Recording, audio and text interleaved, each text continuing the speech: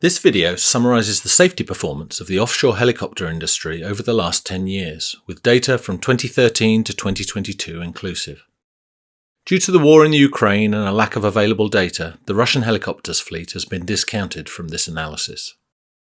Based on data from the OEMs, this graph shows the distribution of helicopter types working offshore. The graph shows that the AW139, Sikorsky S-76 and S-92 make up a little over 50% of the global offshore fleet. In 2022, the industry flight hours were nearly 635,000, up slightly from 2021, and an increase of nearly 20% from the low of 2020. This is approximately half of the flight hours seen in 2013.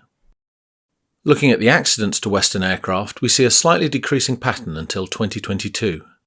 Splitting those accidents into fatal and non-fatal accidents, then taking just the fatal accidents, we see an improving pattern up to 2022, albeit with relatively small numbers in statistical terms. Bringing together the accident and flight hours, we can calculate the 5-year all-accident and fatal accident rates. Both show an improving trend in the periods ending 2020 and 2021, but clearly the most recent data is a significant step backwards. Isolating and magnifying the fatal accident rate shows that the most recent value of 3.1 per million flight hours is actually the worst in any of the 6 periods.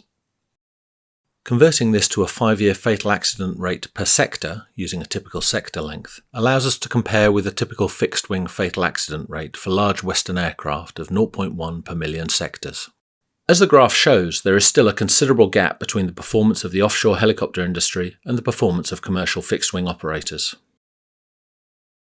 Looking at the fatal accident occurrence categories for the Western helicopters, admittedly a relatively small group of 25 accidents, we see a similar pattern to the all helicopter occurrence categories we've seen previously.